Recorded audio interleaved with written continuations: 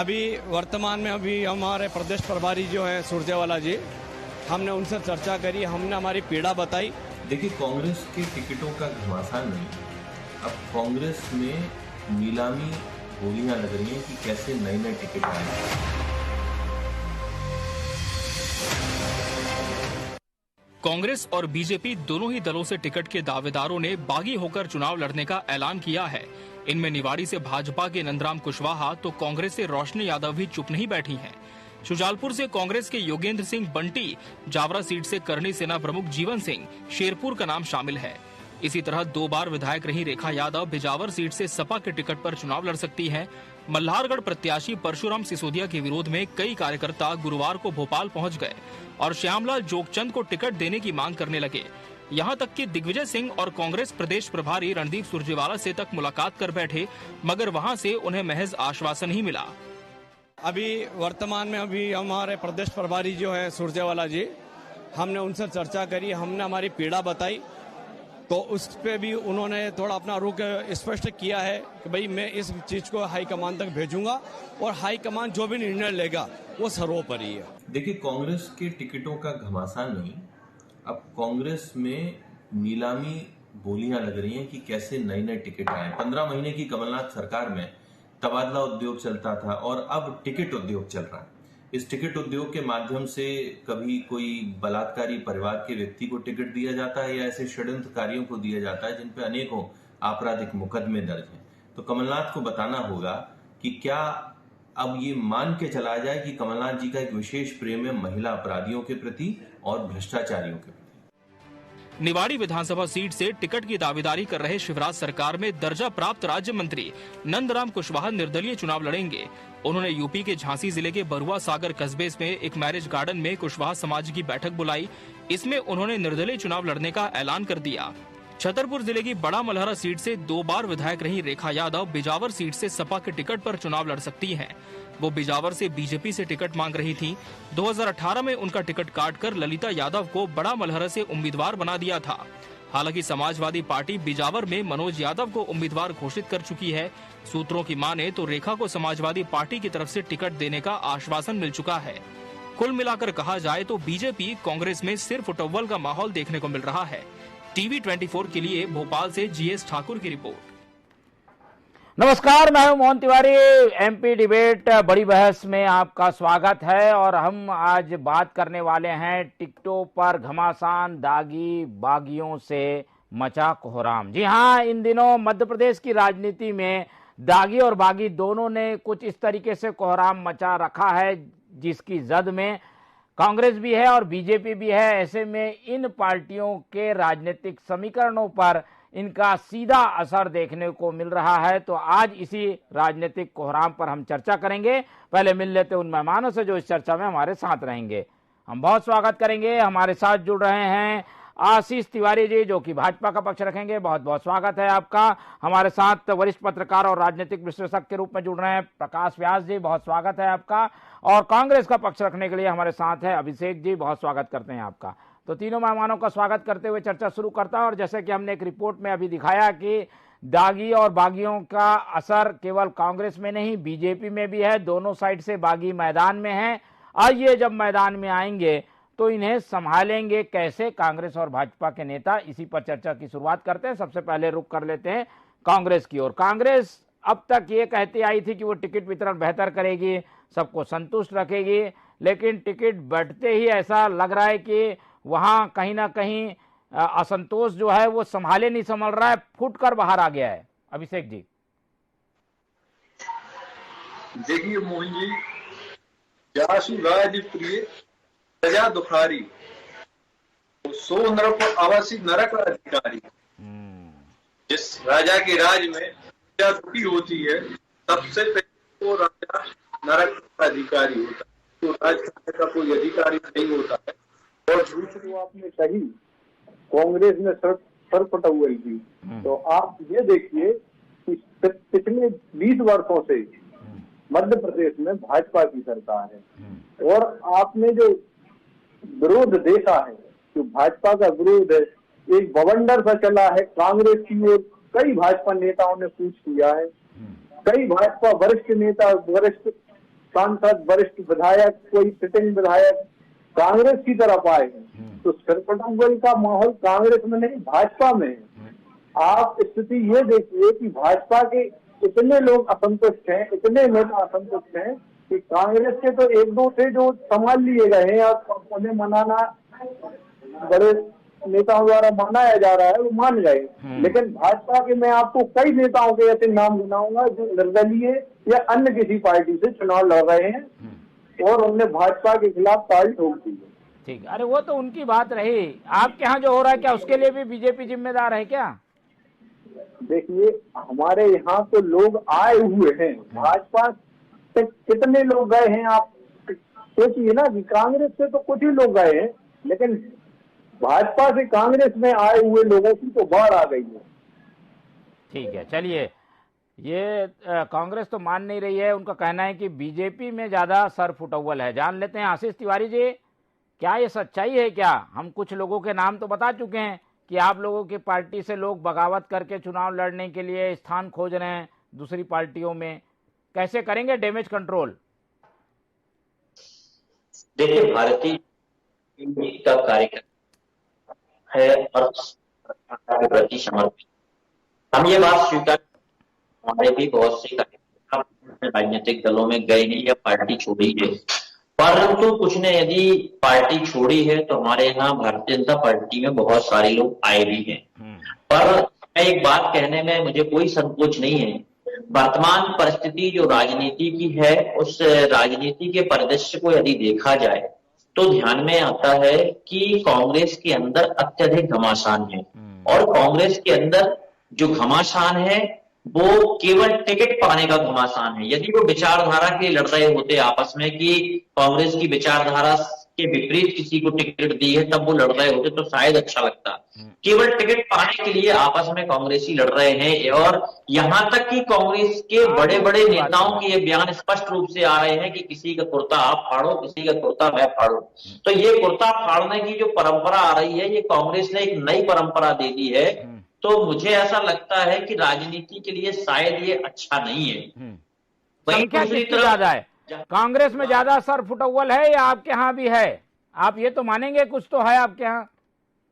नहीं, निश्चित तौर पे हमारे यहाँ से भी बहुत सारे लोगों ने पार्टी छोड़ा, उसको स्वीकार कर रहा हूं मैं। ये अनुशासित पार्टी में कैसे हुआ? अनुशासित पार्टी में क्या हुआ अनुशासन का? कि भारतीय जनता पार्टी को छोड़ा किसने है? भारतीय जनता पार्टी के अंदर एक ऐसा माहौल है जिसमें सभी विचारधारा के लिए काम कर रहे हैं। जैसे यदि हमारा कोई कार्यकर्ता असंतुष्ट भी है तो अभी हमारे पास समय है, हम उस समय पर उनसे चर्चा करेंगे, हमारे वरिष्ठ चर्चा करेंगे और उसका समाधान हो जाएगा और हम अपने कार्यकर्ताओं को मना भी लेंगे। यदि हमारा कोई कार्यकर्ता संतुष्ट है, इसमें और परिवार में मना मनोबल होता है, इसमें कोई बड़ी बात नहीं है और हमारा भाजपा का परिवार है, हम उनके साथ बातचीत करेंगे और ये विषय समाप्त हो जाएगा। ठीक है, चलिए, दोनों पार्टियां कम से कम ये तो मान रही हैं कि उनके यहाँ है लेकिन उसे संभाल लिया जाएगा, दूसरे के यहाँ ज्यादा है, ये उनकी ओर से कहा जा रहा है। अब एक विश्लेषण समझ लेते हैं, वरिष्ठ पत्रकार प्रकाश जी हमारे साथ हैं। प्रकाश व्यास जी, दोनों पार्टियों को आपने सुना और ऐसा पहली बार देखने को मिल रहा है कि जो बागी हैं वो काफी संख्या में आ गए हैं ज्यादा।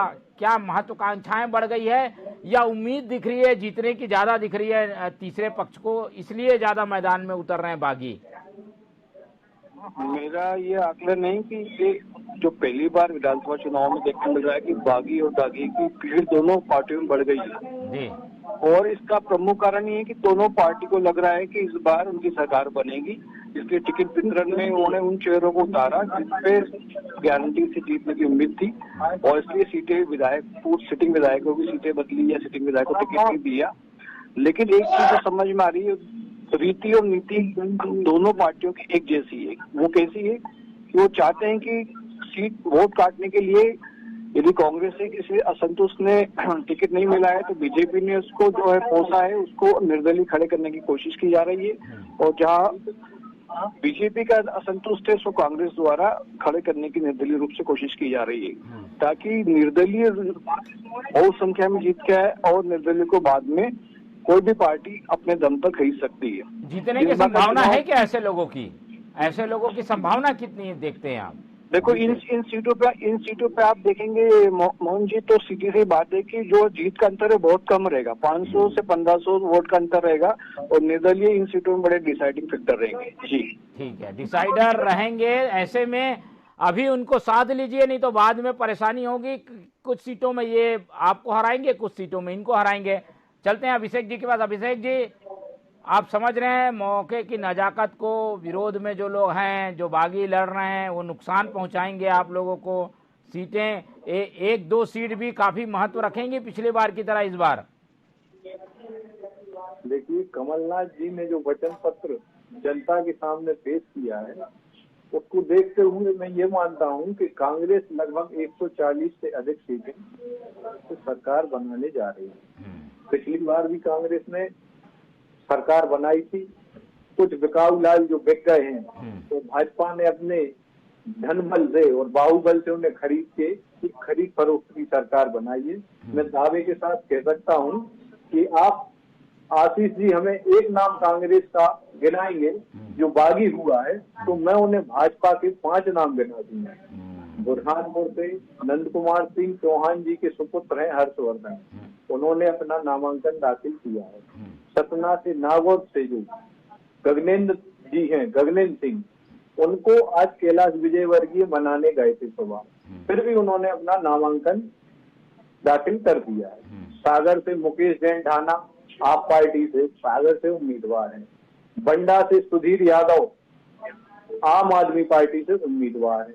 संजीव कुशवाहा जो बसपा से विधायक थे पिछली बार, उनकी भाजपा में ज्वाइनिंग हुई, उनको इतना अनदेखा किया गया कि आज उन्हें दोबारा फिर बसपा में पार्टी ज्वाइन कर ली है और अब शायद वो बसपा से चुनाव लड़ेंगे। उमाशंकर गुप्ता जी को आप देख लीजिए, उनका टिकट कटने से बीडी शर्मा जी जो प्रदेश अध्यक्ष हैं, उनके बंगले में भीड़ घुस गई, उनके खिलाफ नारेबाजी करी, तथा फाड़ने की शुरुआत तो बीजेपी में हुई है। आशीष जी देखिए, अभिषेक जी तो पूरी लिस्ट लेके बैठे हैं, पूरे नाम गिना दिए।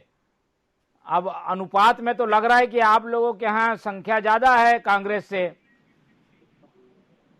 देखिए अभिषेक जी जो नाम गिना रहे हैं, मैं उन नामों के लिए ये कहूंगा कि यदि किसी को भारतीय जनता पार्टी से बाहर जाके चुनाव लड़ना था तो उन्होंने पार्टी। अभिषेक जी कुछ बोल रहे हैं? जी जी, आवाज के लिए बोल रहे हैं। आ रही है आवाज, बोलिए बोलिए, आपकी आवाज ठीक आ रही है, बोलिए आप बोलिए। भारतीय जनता पार्टी से बागियों की संख्या कम है। और मैं दूसरी बात ये कहूंगा कि आज कांग्रेस के अंदर स्थिति क्या है। आप नाम गिना रहे थे, मैं आपको नाम गिना रहा हूं कि आपके यहाँ तो टिकट ही बेच डाली। आज बिजावर के अंदर देखिए, चरण सिंह यादव जी जो उत्तर प्रदेश के हैं, उनको टिकट दे दी। स्थानीय कांग्रेस के नेताओं ने विरोध किया जबरदस्त तरीके से। आपके निवाड़ की स्थिति क्या है, ये आप खुद देख रहे हैं। और आप देखिए कि आप जहां बात कर रहे हैं, उत्तर प्रदेश के निवासी हैं, शायद आपको जानकारी नहीं है। नेताओं की स्थिति है क्या वर्तमान में? एक टिकट सुबह घोषित होती है, शाम को दूसरी बदल जाती है। तो आपके यहाँ तो केवल एक ही बात चल रही है। आप लोग ने तो बदल के ये बता दिया कि आपने गलती की थी। आप लोग के यहाँ टिकट बदली गई है, इनके यहाँ कम से कम ये तो नहीं हुआ, कायम रहे अपनी बात पर, अपनी जो टिकट दी है उसी पर कायम रहे। आप लोग को तो बदलने की जरूरत पड़ गई, यानी कहीं ना कहीं गलती हुई है। गलती नहीं गई, मैं ये मानता हूँ कि इसे सामंजस्य बैठ के मीटिंग करके सामंजस्य के साथ इसको सुधार किया गया है। भाजपा जैसे जो भाजपा के प्रभारी जी हैं, केंद्रीय मंत्री हैं भूपेंद्र यादव, आपने देखा होगा कि जबलपुर में उनके जनरल के साथ कांग्रेस संस्कारी पार्टी है, ऐसी कोई भी चीजें कार्यकर्ता नेता ऐसी चीजें सामने नहीं आ रही। भाजपा का मुख्यमंत्री के खिलाफ विरोध है। आज कांग्रेस के नेता वहां पर प्रदर्शन कर रहे हैं, मुंबई के अंदर पुतले चला रहे हैं। आपने राजनगर में जो टिकट घोषित की कांग्रेस की सिटिंग उसका विरोध हुआ है, तो उधर पे भी लगातार जा रहे हैं। तो मीडिया में बयान देते कांग्रेस के नेताओं के खिलाफ टीकमगढ़ जिला चल रहा है। ठीक, चलिए प्रकाश जी के पास से एक बार आता हूं, फिर आऊंगा आप दोनों के पास, आऊंगा आप दोनों के तर्क हैं, अपनी दलीलें हैं। प्रकाश जी से समझ लेते हैं। प्रकाश जी, आखिर कौन किस पर भारी पड़ रहा है? टिकट वितरण के मामले में चूक होना, इतनी सारी सीटें, हो सकता है कुछ जगह पर गलतियां हो जाती हैं, पर क्या ऐसी स्थितियां हैं कि एक ओर ज्यादा गलती की गई है, दूसरी ओर कम की गई है? ऐसा कुछ आकलन आपके पास है तो बताइए। मेरे ख्याल से ये चूक नहीं है, ना ही गलती है, ये एक रणनीति है, राजनीति का नया रूप है जो सत्ता की दौड़ और वोटों की होड़ के लिए जरूरी है। और कांग्रेस और बीजेपी दोनों एक ही रीति पे काम कर रही है कि दोनों पार्टी से जो असंतुष्ट है उनको निर्दलीय लड़ाया जाए और वोट काटे जाए। और निश्चित रूप से फायदा जो सिटिंग गवर्नमेंट होती है, यानी कि अभी बीजेपी है एमपी में, उसको ज्यादा फायदा मिलेगा। कांग्रेस ये उम्मीद कर रही है कि 2018 का जो वोट परसेंटेज है उसमें कुछ सेंध लग जाए और उससे उनकी सीटें बढ़कर 130-140 तक पहुंच जाए। तो मेरा आकलन ये है कि ये दोनों के लिए नुकसानदायक उल्टा तलवार जो है साबित हो सकता है। जी, उल्टा तलवार दोनों पार्टी को लिए हो सकता है। उधर मदद करने से अपने वोट भी कट सकते हैं। अभिषेक जी, कहीं इस भरोसे में तो नहीं है कि बागी उनके वोट काटेगा, वो आपके वोट भी काट सकता है? कांग्रेस ने न कभी किसी को चुनाव लड़ने के लिए उकसाया है। कांग्रेस के जो भी नेता हैं, जो भी कार्यकर्ता हैं, जो पार्टी के खिलाफ जा रहे हैं, उन्हें सामंजस्य के साथ मना लिया गया है। आप सबसे बड़ा उदाहरण देख सकते हैं निशा बांगरे जी का। राज्य सरकार ने उनके इस्तीफे में जो पेच फंसाया था, कोर्ट के बाद वो इस्तीफा मंजूर किया। इस्तीफा मंजूर होने के बाद उनकी कमलनाथ जी के साथ मीटिंग हुई और उन्होंने मंच से स्वीकार किया है कि कमलनाथ जी जो आदेश करेंगे वो उनका सशब्द पालन करेंगे। और कमलनाथ जी ने कहा कि हम आगामी कांग्रेस की जो सरकार बनेगी उसमें आपकी सेवाएं लेंगे। लेकिन उनने, कमलनाथ जी ने उनके लिए कोई भी गलत बात या उन्हें कोई झूठा वादा नहीं किया। मंच से उन्होंने स्वीकार किया कि कमलनाथ जी जैसा कहेंगे मैं वैसा करूंगी और निशा बांगरे जी चुनाव नहीं लड़ रही है। मीडिया का ये सबसे चर्चित मामला था।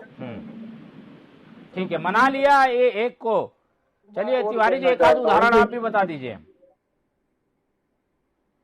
अभी कार्यकर्ताओं के साथ हम बैठ रहे हैं, चर्चा कर रहे हैं और हम अपनी भौगोलिक परिस्थिति के हिसाब से भी देख रहे हैं कि हमारे लिए क्या हितकर है, हमारे प्रत्याशियों के लिए क्या हितकर रहेगा, उसके आधार पर हम चर्चा करेंगे। अभी तो बहुत सारे लोगों ने फॉर्म भी नहीं भरे हैं और फॉर्म भरने के बाद जब निकालने का समय रहेगा तब तक हम उस पर चर्चा करेंगे। और ये भी तय है कि भारतीय जनता पार्टी की विचारधारा के साथ लोग जुड़े हुए हैं, भारतीय जनता पार्टी की विचारधारा के साथ काम कर रहे हैं और हमारा प्रत्याशी सिर्फ कमल का फूल है और भारतीय जनता पार्टी का कार्यकर्ता कमल के फूल के लिए वोट मांग रहा है। और विकास हमारा मुद्दा है, हम विकास के आधार पर जनता के बीच में पहुंच रहे हैं और जनता के साथ में काम कर रहे हैं। तो मुझे ऐसा लगता है कि जनता का विशेष स्नेह हमारे साथ है और आने वाला जो समय होगा उसमें भारतीय जनता पार्टी की मध्य प्रदेश के अंदर सरकार बनेगी। और जहां कांग्रेस की बात है तो कांग्रेस के साथ तो जो उनके जो सहयोगी दल हैं, आप पार्टी उनका सहयोग कर रही थी और बहुजन सापा ये सब उनके साथ थे। आज वो मध्य प्रदेश के अंदर उनके विरोध में लड़ रहे हैं। तो ये बात तय है कि जो आज वोटों का नुकसान होने वाला है वो कांग्रेस का होने वाला है। ठीक है, वोटों का नुकसान होने वाला है। वोट जो है चेहरा देखकर नहीं दिए जाएंगे, यानी व्यक्ति पर आधारित वोट नहीं है, पार्टी के काम के आधार पर वोट मिल रहा है। प्रकाश जी से एक टिप्पणी ले लेते हैं। प्रकाश जी, निर्दलियों का, बागियों का क्या आकलन किया जाए? क्या ऐसी संख्या बढ़ सकती है? 5-7 तो जीत ही जाते हैं 200 में से, पर क्या ये संख्या और बढ़ेगी इस बार?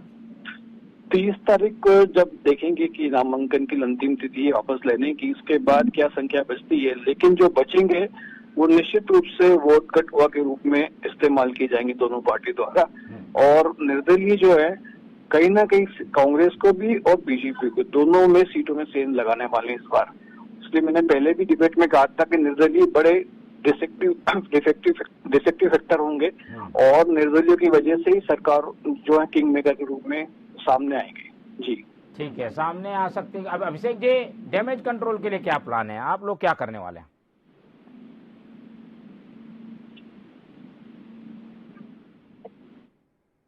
अभिषेक जी की आवाज। बात ही नहीं है। कांग्रेस के जो प्रत्याशी जो चुनाव लड़ने के लिए आतुर थे उन्हें सबको मना लिया है और कमलनाथ जी के नेतृत्व में आगामी सरकार लगभग 140 से अधिक सीटों पर बहुमत के साथ बनेगी। नहीं मना लिया है, क्या टीम बनाई है, कैसे कर रहे हैं, मनाने के लिए कर क्या रहे हैं, आप लोग के पास क्या है बनाने का तरीका? कांग्रेस में वरिष्ठ नेता सभी नेताओं से बात कर रहे हैं और लगभग मैं मानता हूं कि सभी को मना लिया गया है और 30 तारीख को मैं समझता हूं कि ये सब चीजें आपको क्लियर हो जाएंगी।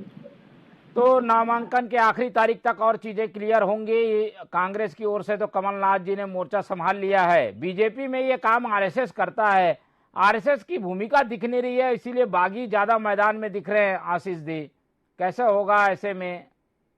देखिए, आरएसएस एक स्वयंसेवी संगठन है, उसकी अपनी एक अलग भूमिका है और ये जहां तक राजनीतिक बात है तो इसमें भारतीय जनता पार्टी के वरिष्ठ नेता अपने विचार परिवार के लोगों के साथ मिलकर और भारतीय जनता पार्टी के वरिष्ठ नेता हमारे जो भाजपा परिवार के सदस्य हैं उन सभी से बात करेंगे, मिलेंगे, बैठेंगे और हम कैसे इस चुनाव में जीत सकते हैं उसके लिए हम अपनी जो हमारी राजनीतिक सोच थी, हमारी जो राजनीतिक कार्य प्रणाली है उसके आधार पर हम काम करेंगे और हम चुनाव विचारधारा के लिए लड़ते हैं और विचारधारा के लिए लड़ते रहेंगे। विचारधारा के लिए बीजेपी लड़ने के लिए तैयार है, कोशिशें और प्रयास दोनों ओर से जारी है। एक आखिरी कमेंट ले लेते हैं प्रकाश व्यास जी का। प्रकाश जी, पूरा सिनारियो क्या इन्हीं के इर्द गिर्द घूमेगा या सीधा मुकाबला होगा? कोई तीसरा, कोई निर्दलीय जैसी भूमिका बड़ी फैक्टर के रूप में नहीं दिखेगी? 30 तारीख के बाद आप देखिए चुनावी समीकरण बदलने वाले हैं और निर्दलीय जो बचेंगे वो डेफिनेटली वोट कटवा की भूमिका निभाएंगे दोनों पार्टी के लिए और जो जीत का अंतर, हार का अंतर जो होगा वो बहुत कम होगा, मतलब 500,000 के अंतर से ही दोनों में से कोई एक पार्टी का उम्मीदवार जीतेगा और उसका कारण निर्दलीय रहेंगे। जी है। जो ये विश्लेषण प्रकाश व्यास जी का सामने आया है वो खतरे की घंटी है और घंटी बज रही है तो सुनकर दोनों पार्टियों को सजग होने की जरूरत है। तो जो सजग हो जाएगा उसे फायदा होगा, जो इसे इग्नोर करेगा उसको नुकसान भी हो सकता है। राजनीति है, इसलिए हर चीज को देख समझकर करने की जरूरत है। फूक फूक कर कदम रखना होगा। बागी और दागी दोनों तैयार हैं ताल ठोकने के लिए। आज चर्चा में समय इतना ही है, इसलिए यहीं खत्म करेंगे चर्चा। अभिषेक जी हमारे साथ जुड़े, उनका बहुत धन्यवाद। प्रकाश व्यास जी ने समय दिया, उनका धन्यवाद। आशीष तिवारी जी हमारे साथ थे, उनका धन्यवाद। तीनों मेहमानों का धन्यवाद करते हुए चर्चा यहीं खत्म करते हैं। और जैसा कि हमने बताया कि राजनीति में किसी को भी इग्नोर नहीं किया जा सकता। जब दागी और बागी सामने आते हैं तो नुकसान भी होता है। ऐसे में डैमेज कंट्रोल की रणनीति दोनों ही पार्टियों को बनानी होगी। फिलहाल डिबेट लाइव मध्य प्रदेश बड़ी बहस में इतना ही। आप लोग देखते रहिए TV24। मुझे दीजिए इजाजत, नमस्कार।